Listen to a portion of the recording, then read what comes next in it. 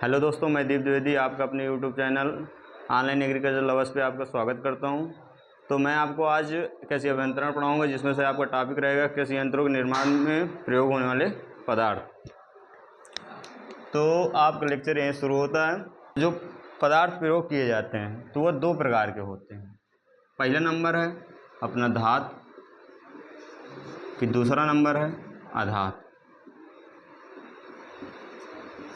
धातु कौन कौन से होते हैं, अधातु कौन कौन से होते हैं? तो धातु अपना जैसे हो गया एल्यूमिनियम,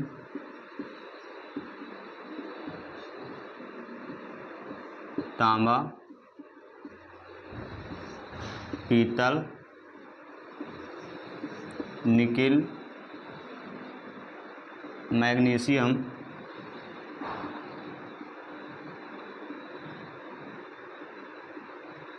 मैग्नीशियम को हम Mg से दर्शाते हैं, ठीक है। ETC याद कर दीजिएगा। और अपना अधातु कौन सा होता है? जैसे हो गया लकड़ी, प्लास्टिक,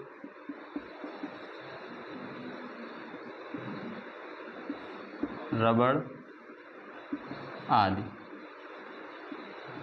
ठीक है। तो इसको नोट कर लीजिएगा आप। तो जिसमें से हमारा इसमें टॉपिक रहेगा धातु। अधातु हम आपको बाद में पढ़ाएंगे। तो धातु को पढ़िएगा आज। धातु कितने प्रकार के होते हैं और धातु की क्या विशेषता होती है, इन सब बातों का आज हम चर्चा करेंगे। धातु जो होता है,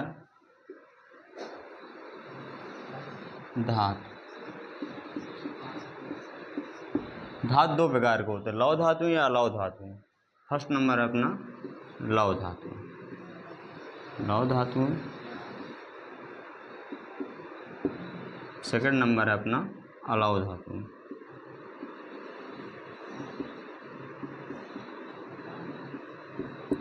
लौह धातु में क्या होती हैं, अलौह धातु में क्या होती हैं?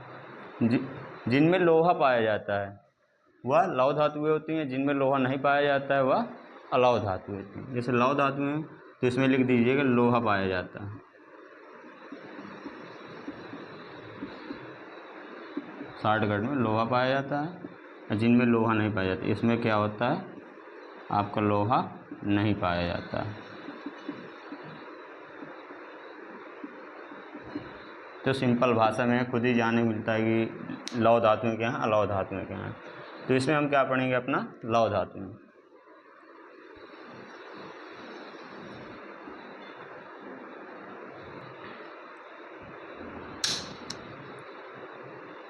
धातु में क्या है, लौह धातु में।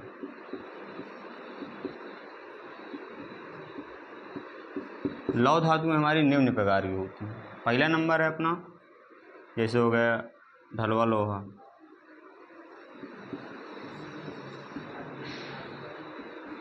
दूसरा नंबर हो गया पिटवा लोहा,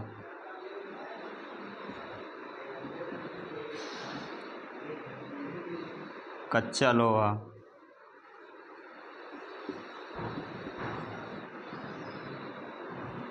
और डी नंबर अपना क्या हो गया, इस्पात। और अलौह धातु में कौन कौन सी होती हैं? सेकंड नंबर है अपना अलौह धातु। अलौह धातु में तो इसमें अपना नंबर, जैसे आपका जिसमें लोहा नहीं पाया जाता है तो एल्यूमिनियम, मिनियम, तांबा, पीतल,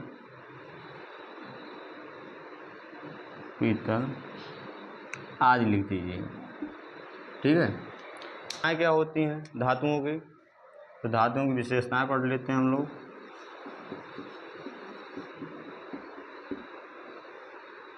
कौन कौन से गुण पाए जाते हैं इनमें? तो पहला नंबर है अपना प्रत्यास्था, प्रत्यास्थता, ठीक है। तो प्रत्यास्था क्या होती है?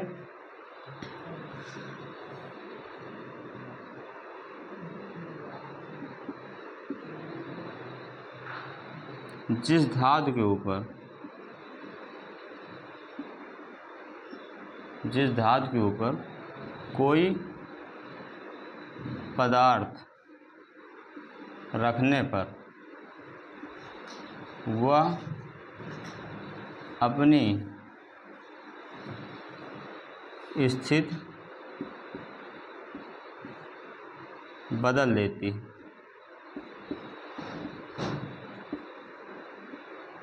उसे नहीं, परंतु धातु के ऊपर से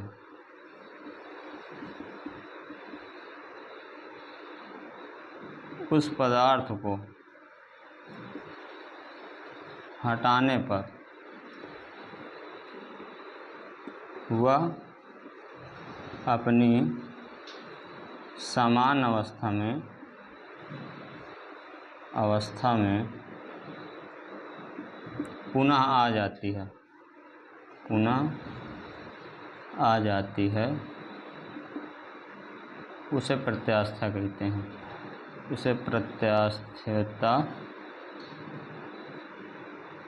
कहते हैं। ये है कि जैसे कोई भी धातु है उसके ऊपर कोई भी पदार्थ रखा जाता है तो वो अपनी स्थिति चेंज कर देती है, तो नीचे लचक जाती है, ऊपर उठ जाती है, दाएं बाएं किसी भी तरह से कुछ भी हो जाती है। और अगर उसके ऊपर रखे धातु के ऊपर रखे पदार्थ को अगर हम पुनः हटा लेते हैं तो वह अपनी स्थिति में आ जाती है, पुनः की स्थिति में जैसे ही रहेगी होगी, सीधी टेढ़ी मेढ़ी जैसे भी रही होगी वो अपनी स्थिति में उसी तरह आ जाएगी, तो उसे हम प्रत्यास्थता कहते हैं। अब सेकंड नंबर है अपना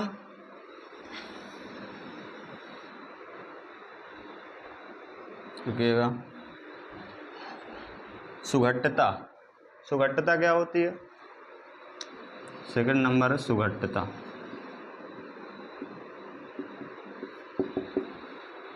सुघट्टता क्या होती है कि कोई भी धातु है जिस धातु के ऊपर कोई पदार्थ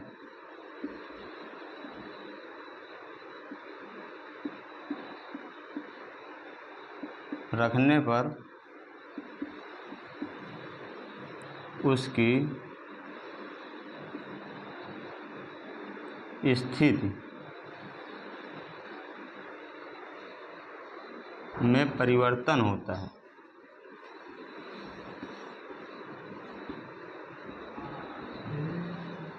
परंतु धातु के ऊपर से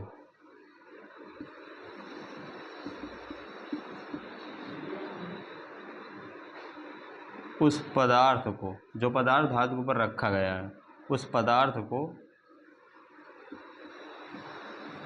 हटाने पर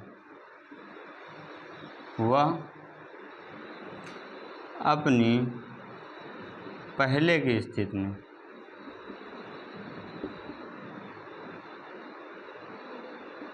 नहीं आ पाती है, उसे सुघट्टता कहते हैं।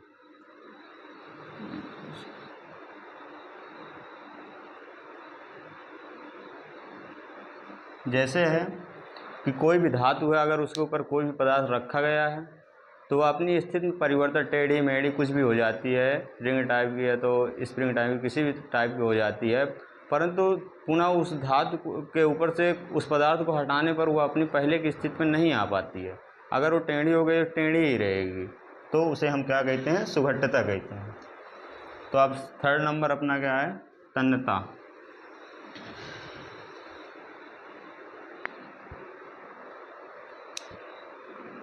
थर्ड नंबर है तन्यता। तन्यता क्या होती है? किसी धातु को तार के रूप में परिवर्तित करना, एक पतले तार के रूप में परिवर्तित करना, तार के रूप में परिवर्तित करना ही तन्यता कहलाता है।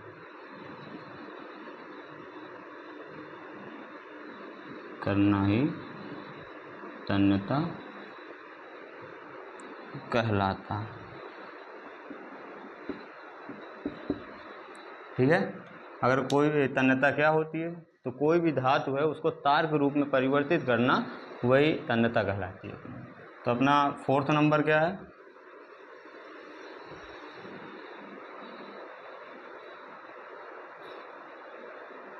आघातवर्धनीयता। 4th नंबर है आघातवर्धनीयता।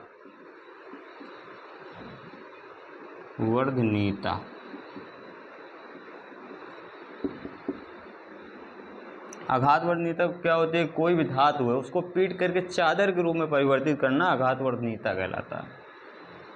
धातु को पीट कर चादर के रूप में परिवर्तित करना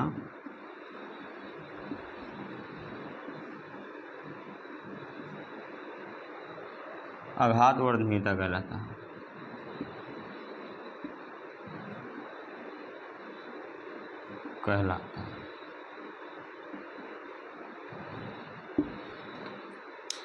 अब है अपना भंगुरता। 5th नंबर कौन सा है? भंगुरता। 5th नंबर है भंगुरता। भंगुरता क्या होता है?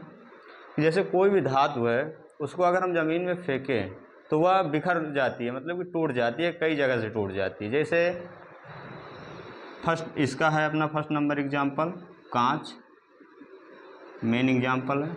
2nd नंबर है अपना ढलवा लोहा। ढलवा लोहा, इन्हीं दोनों में इनका कैरेक्टर देखा जाता है। और अपना 6वां नंबर है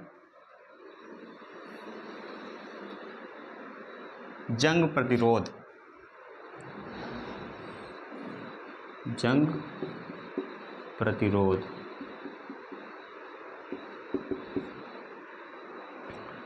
जिसमें मतलब कि जो कोई भी धातु है वह मतलब पानी से ऑक्सीकृत ना हो, उसमें जंग ना लगे, वह जंग प्रतिरोध धातु कहलाती है। जैसे जंग प्रतिरोध धातुएं कौन कौन सी होती हैं? आपका एल्यूमिनियम हो गया, एल्यूमिनियम, तांबा हो गया, पीतल हो गया। इन सभी धातुओं में क्या है कि जंग नहीं लगता है, वो पानी मतलब जल से ऑक्सीकृत नहीं होती हैं, इसी वजह से उनमें जंग नहीं लगता है। इसी कारण इन्हें जंग प्रतिरोध धातुएं कहा जाता है। आज लिख दीजिएगा, ठीक। इसी तरह अपनी धातुओं की विशेषताएं कुछ और हैं। कठोरता है, आपका चिमड़पन है। चिमड़पन जैसे देख लेते हैं 7th नंबर चिमड़पन।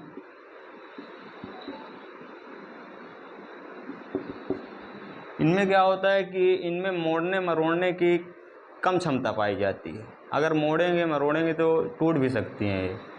तो चिमड़पन में कौन कौन सी धातुएं आती हैं, कौन कौन से मतलब कि एलिमेंट्स आते हैं अपने? तो जैसे आपका हो गया मृद इस्पात, नट बोल्ट, जो ट्रैक्टर वगैरह में किसी भी चीज़ में मतलब कि यूज करते हैं, नट हो गया आपका, और कुछ वायरिंग हो गया आदि। फिर आपका लास्ट नंबर आता है कठोरता।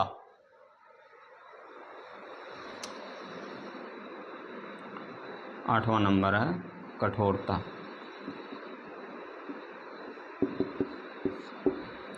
कठोरता में क्या होता है कि कोई भी वस्तु होती है अगर उसमें प्रतिरोध क्षमता काफ़ी होता है, उसमें कठोरता के कारण उनको मतलब कि घर्षण प्रतिरोध क्षमता कम होती है, उन अधिक होती है। अगर उन्हें यंत्रों में प्रयोग किया जाता है, जैसे धारदार यंत्रों में काफ़ी प्रयोग किया जाता है कठोरता के कारण।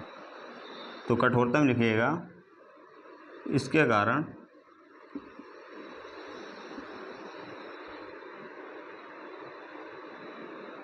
कठोरता में इसमें प्रतिरोध की क्षमता अधिक होती है।